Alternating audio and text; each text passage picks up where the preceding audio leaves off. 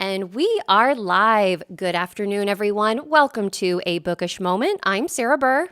And I'm J.C. Kenney. Happy Baby Friday afternoon, folks. It's basically the weekend because we are going to party with somebody who's bringing the Yule Christmas spirit to us, Sarah. So I think it's time to get bookish. Indeed. And we have been feeling the holiday spirit all week long. On Tuesday, we had the wonderful Christina Romeril here on the show chatting about her new holiday cozy mystery.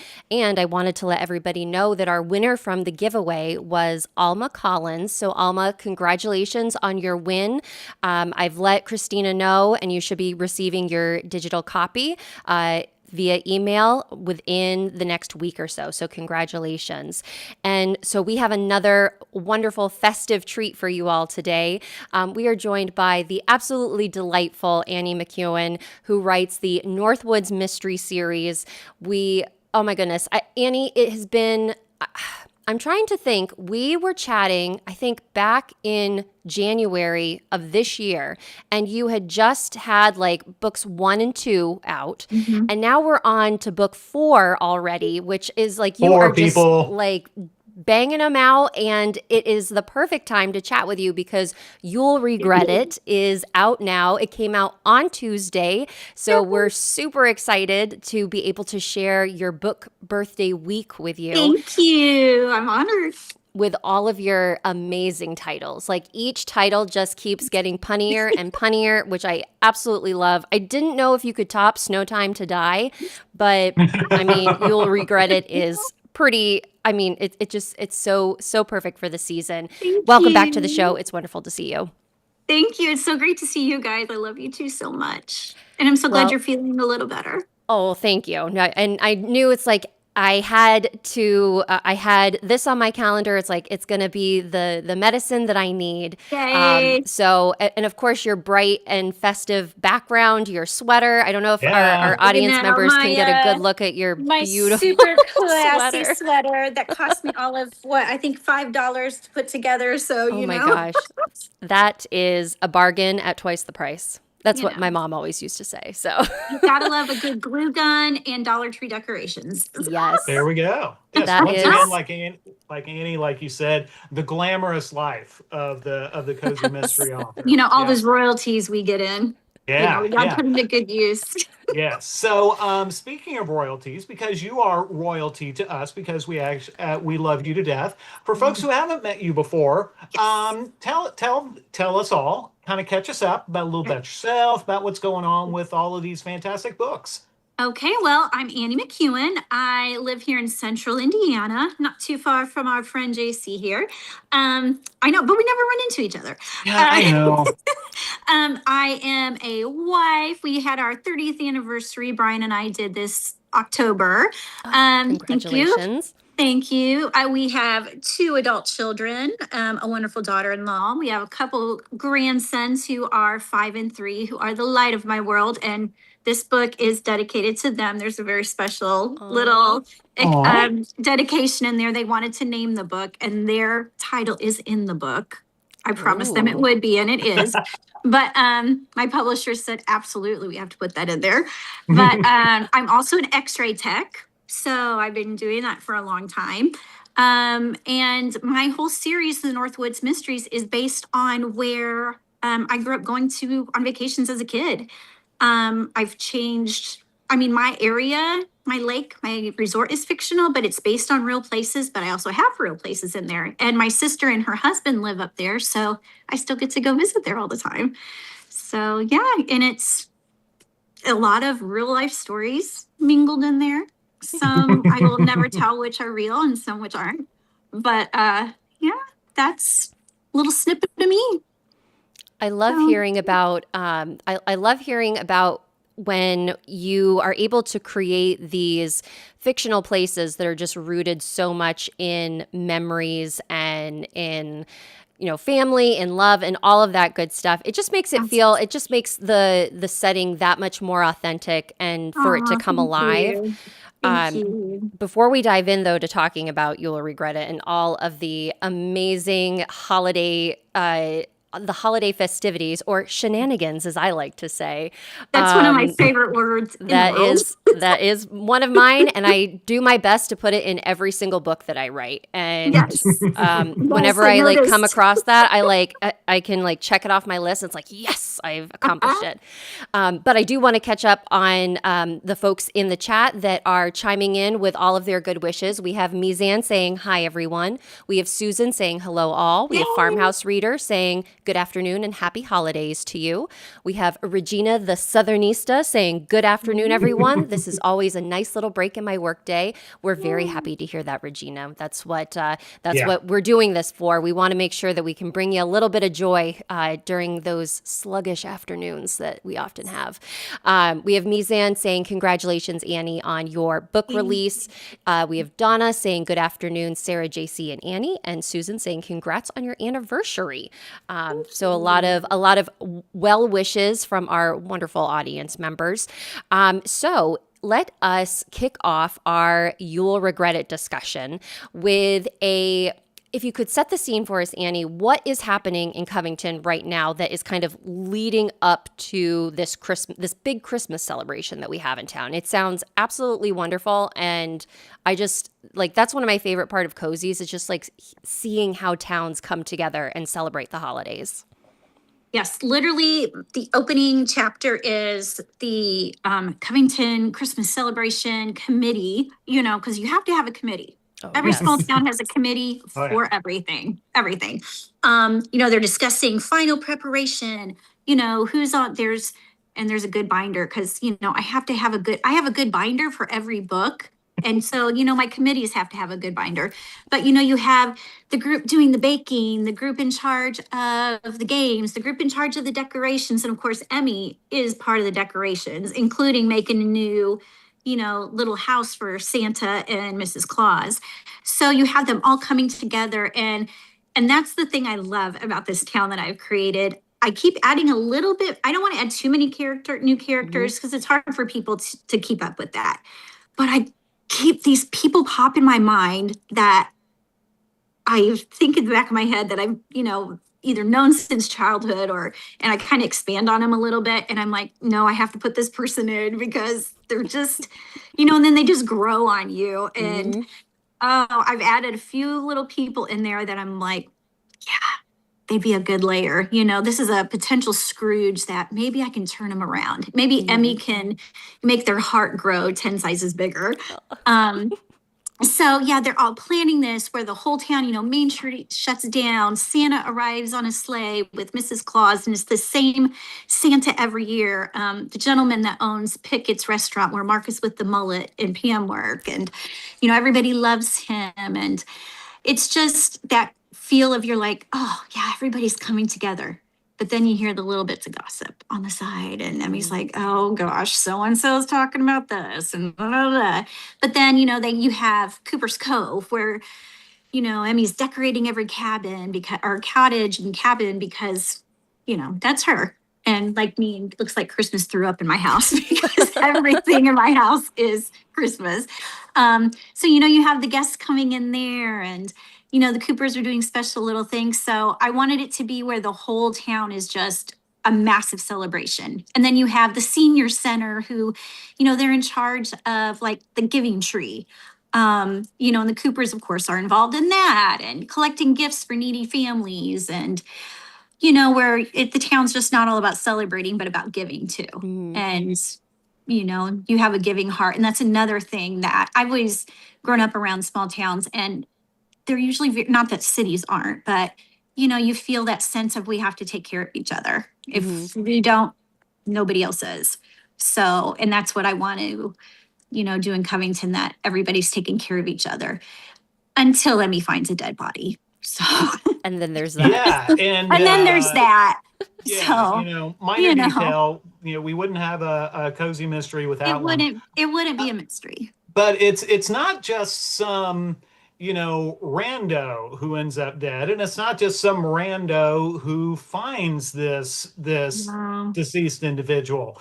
no. Tell us a little bit about that, because this is a big one. Yes. It's a big one. So I actually changed who the victim was going to be. I originally was going to have it be the town Santa. And I'm like, I can't do that. I can't kill off Ray. My readers would be like, we're done with you. Nope, you can't kill Santa. Um, but it is somebody in a Santa suit.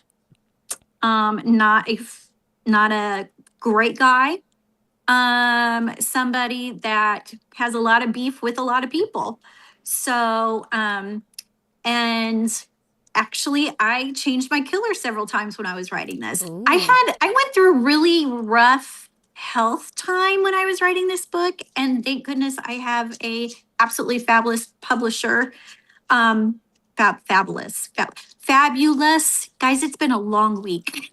I'm just into my holidays. She gave me extensions on this because I was in and out of the hospital and, extremely, extremely ill with COVID and pulmonary embolisms and all this kind of stuff when I was writing this. And my brain was not in it when I was writing this book half the time. So I would go a week without writing. Well, that gave me time to go, you know what? I don't want that person to be the killer. And I would totally rewrite whole huge chapters. And you guys know how that is. So it was kind of fun to play around with characters. And new people are moving to Covington that maybe have lived in Covington and coming back. And that will bring a little extra something that Emmy's might learn about herself later on. A little bit of maybe her history that she doesn't quite know about because, she is adopted. So there'll be a little bit of something there. And yeah, it's just, there's a lot of little things, and yet everything's connected. Of course, it's how it has to be in a cozy, right? Yeah.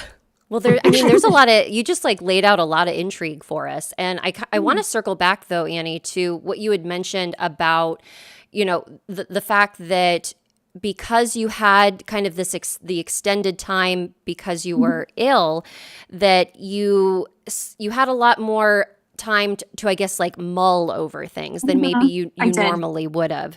And right. I feel that, and I don't know what it is about when and maybe I'm making a generalization because you're talking about it and then I've experienced it, but it's when you feel ill or when you're going through something health-wise as a writer, I don't know, it just really throws off your established groove, and it really does cause you to reevaluate not only the story, but just how you're writing and how you're approaching your work. Totally. And I just wonder how do you balance your writing, but also taking care of yourself, taking care of your family, going to work, all of this stuff.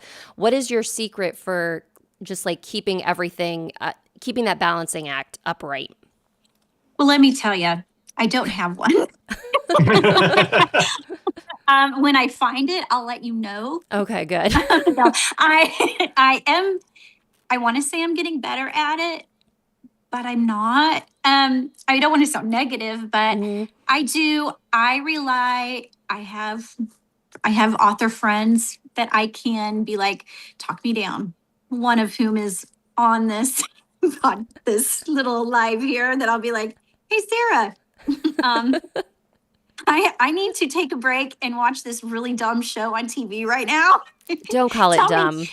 I will not stand for secret live slander. I am taking a mental health break right now. Do you want to watch the show with me over the phone? I also have a couple very good friends too that we will text each other, and it's so nice to know they're going through the same thing. And again, it's I've mentioned before when I was on the Murder They Write, I have that community that it's nice to know they're going through the same thing. And it's not just me. And when I think, oh my gosh, you're such a loser, get it together, lady. You're 52 years old. You should be able to balance this. And I find out it's normal. And tomorrow, I'm getting a massage tomorrow morning. I haven't gotten one forever. My body Oh, hurts. You know how we are when we're crunched over our computers. yep. X-ray work is hard work. We are moving machines and moving bodies, and I'm not a spring chicken anymore. Even though I try to take care of myself, my body hurts. So it's like little self-care things. It's not Mhm. selfish. I used to think that was selfish. It's not. And we have to do those things for each other. We have to, I've learned to say no a little bit more Mhm. when it comes to picking up extra shifts. And my manager's like, you know what? You do your author stuff. I'm like, thank you. She goes, I need more books. So things like that. But when I find the absolute secret, I'll let you know. So Okay. Well, yeah. I mean, that is great advice of number one, I think we all, appear like we are doing this balancing act in a successful way, but what happens but when the camera is off, like it's you never know what's going on in somebody's life. So thank Right. you for sharing that, those struggles, because often, we love to celebrate good news and we love to lift Right. each other up, but it's okay to be like, whew, I need a break or I need to Right. decompress. So I think that that's a very wise lesson to learn, although I'm sorry that it happened to you in such like a drastic way with Yeah, all no of kidding. the Yeah. with all of the stuff that you were dealing with, but Yeah. you You never guys would have saw me when I known. was really down in Yeah. Malice. I mean, that was right after I'd gotten out of the like 2 weeks after I'd gotten out of the hospital for the second time. And that was rough, but being around you guys, I felt such good energy and just the love and everything. And it was so good. Mhm. If I had not gone to Malice and stayed home, I don't know. I was sat home and had a pity party for one Mhm. thing. Well, you But never would have known that you were going through a hard time while you were writing this book, because it is full of so much Christmas cheer and like so many like warm fuzzy memories that are encompassing a murder mystery. We also have Susan in the chat saying how happy she is to see the map in the front of the book. yes, that was so much fun to do. And so and I also want to make sure that we have David chiming in the chat saying greetings to everybody. So David, welcome. We're chatting with the wonderful Annie McEwen today. Can you tell us a little bit about the book map? How did that come to be? Is that something that like you took out of your head and brought it to life, or like how does a book map Yeah, in a book happen? I love maps. I'm old school, grew up needing maps. My Mm-hmm. dad would be like, we're going on a trip, let's route it out. But I love just maps of things. Um, but I thought, when I'm describing Cooper's Cove, I want people to visualize, okay, here's where Oak Cabin is. Oh, wait, here's where Walnut is. Where's the lodge? Okay, where's their house compared to this? And when you go to a resort or someplace like this, especially these little family resorts on these lakes, they usually give you a little map. Or it's on their website. And I thought, I want to do that for Cooper's Cove. So at first, I thought, I'm just going to put it on my website. And then I emailed the publisher and my editor, and I'm like, what would you think of putting that in my books? And the publisher was like, oh, we can put that in all the paperbacks. It'll be black and white. I'm like, that's okay. She's like, but it'll be in color in the Kindle books. It's like, yay. Oh, wow. So, yeah. So, and then when I was at before we went to Malice, I printed off a whole bunch in color and stuck them in the books, that we have at the bookstore and everything, and had them to pass out. But I had so much fun on Canva just making the little map. So you And did that yourself? yeah, Oh my gosh, it you was are a so much. star. Oh, please, Canva queen here. Yeah. No, I I know. love that map. I was like, it's a great map. Thank you. I had so much fun. I'd love to do one of Covington here Mhm. soon, when I have time in my schedule. But I had such a blast doing it. And, a lot of it is based on the resort that we went to when we were kids. I just changed some things around. But yeah, I thought I just want people to be able to picture when Emmy's running around the resort, where things are. Mhm. So, yeah. But I'm glad people So, like it. Yeah, that is so so what cool. what I'd like to know with the map then, Yeah. as the series goes on, because this is Yes. book 4. Yes. Hopefully there are going to be more. Yes, there Have are. you had good? There's some holiday cheer for you right there, folks. More of Annie's books to come, so that's good. Are you adding locations to the map as as you're creating more stories? Um, there. Okay, so right now I'm writing book 5. Way behind on it, but don't tell my publisher. Um, It's all but secret here. It okay, won't go yeah, no, beyond these virtual walls. thank you. Yeah, no one will ever see it. Yeah. Hey, everybody. Um, and then I'm going to sign for at least 2 more, but I have more plans on that. That maybe nice. Cooper's Cove might grow down the road. Because there was talk in, what was it? What book was it in? Oh, it's in this one. I'm confusing my books of, a resort that has been named. There's a resort, Bayview Cottages, that has been struggling. That's next to Cooper's Cove. That might have to be part of Cooper's Cove one day. We never know. Ooh. I know. So, Emmy is a little entrepreneur also in her head. So you just don't know what the future holds. So, we might So the have to only expand way- them up someday. Yeah, so the only way to find out if the map grows, folks, is to continue to buy Annie's books. So That there is you go. right. That is right. And there is something at the end of this book that I do know from one booktuber made her cry. Happy tears. So just saying, We love happy tears. Yes. Yes. And I'm a happy tear anyway. I'm a happy crier. So, that made me happy that she cried. Yeah. I'm crying that you're crying. We have saying hi to Sarah Fritchman, who just jumped into the conversation. Welcome, Sarah. And Mizan wants to make sure that you know how cool it is, Annie, that you designed your own book map. And Susan said that your secret is safe with us. So in the spirit of all of the holiday traditions that Emmy gets to experience in Covington, I'm curious, and this is a question for all of us. What is one, I guess, holiday tradition or event that your town that you either currently live in or that you have lived in that they do to celebrate the holidays in like a very, I guess for both of you guys, it would be in a very Indiana way? I wonder if we're thinking of the same one, JC. Probably so. You go first. The lighting of the monument circle. Yep. Yeah. The world's largest Christmas tree. Yeah. Yes. And what is that? Do you want to explain it? So basically Thanksgiving weekend, everybody there's a big to-do on the downtown on the circle, which if you've seen some of the major sporting events, they will often show the circle. And then especially, which is literally it's kind of the European style circle in the middle of downtown. It's the home of the Soldiers and Sailors Monument, which was originally the tallest structure in Indianapolis. It's about 3 stories tall, and for the holidays they string lights from it down from the top of it all the way down to the ground. So it kind of has a Christmas tree vibe. So like Annie said, that's why it's called the world's largest Christmas tree. And every Thanksgiving weekend, they have a big festival of lights, I think they call, or they called it. It's gotten bigger every year, I feel like. Yeah. And they have, they have entertainment, all this kind of fun stuff. And then they end the evening with, a lighting of the lighting everything up. And so it's a lot of fun. I've never actually attended because it gets a little crowded down there, but yeah, it's like they even show it on local TV. Yeah. I haven't attended since I was a kid because, I think we took the kids down one year, but Brian always had to work it, being a police officer, so he always had to work down there. But yeah, they shut all the streets down around there, and I think they have ice skating down there on the circle now, and it's very cool. It's a huge. People come from all over for it.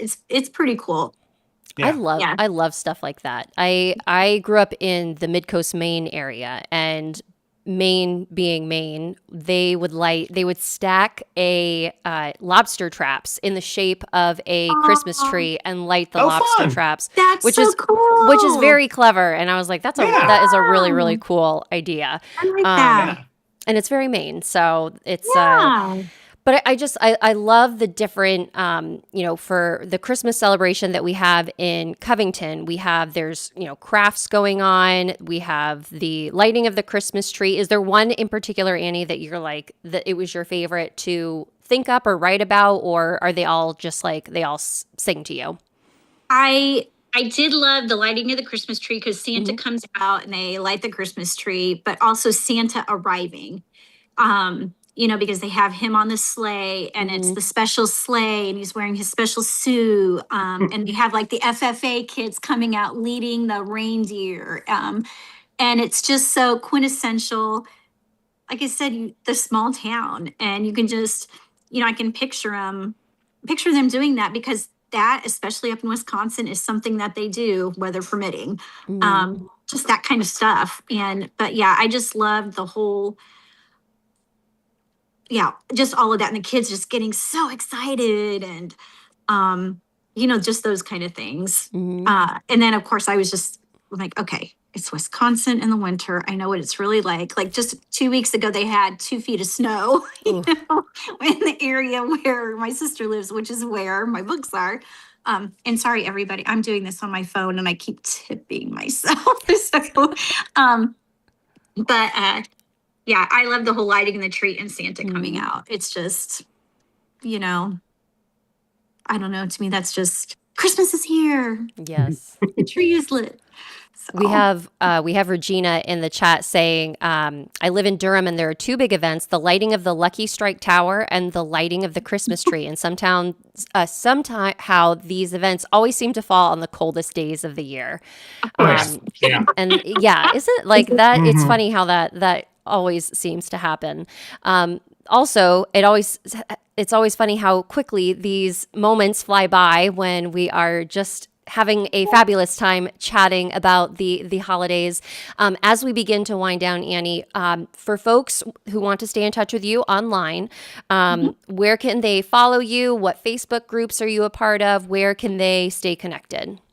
I am on Facebook and Instagram as Annie McEwen author.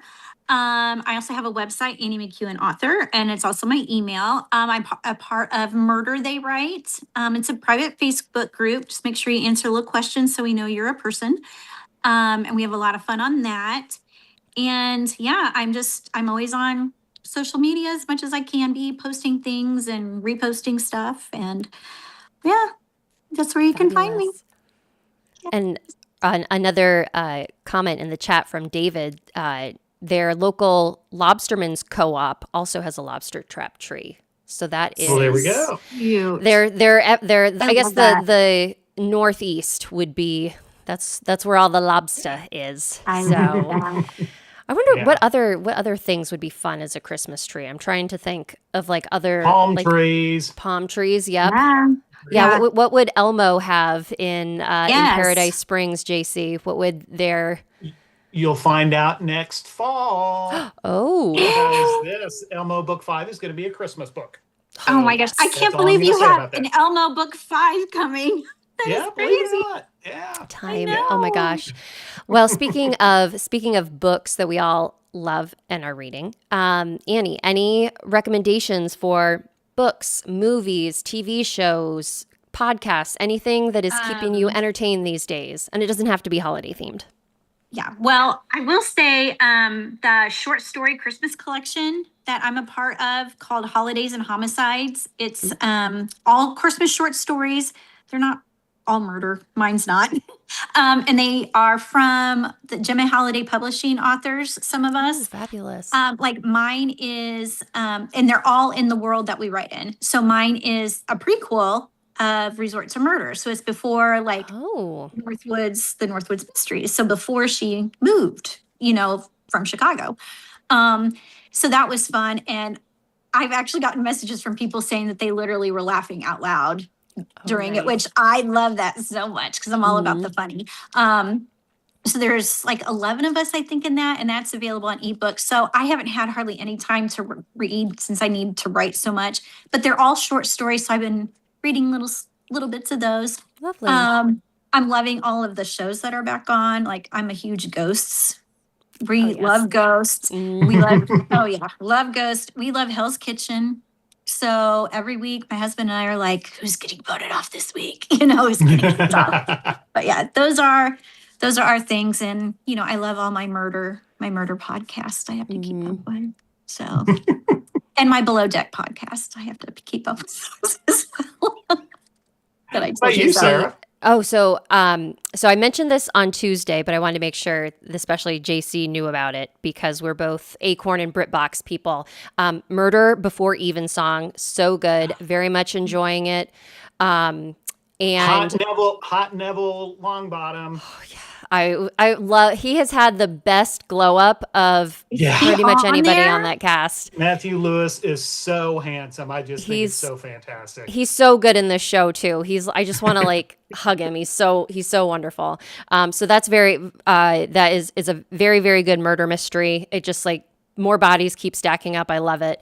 And then podcast wise, I just discovered this one probably over the weekend, and I have just been going at it hard. It's called Fear Thy Neighbor, and it is about all of these these horrible just like neighbor disputes that turn into murder, or self-defense in some cases. And then in other cases, it's truly self-defense.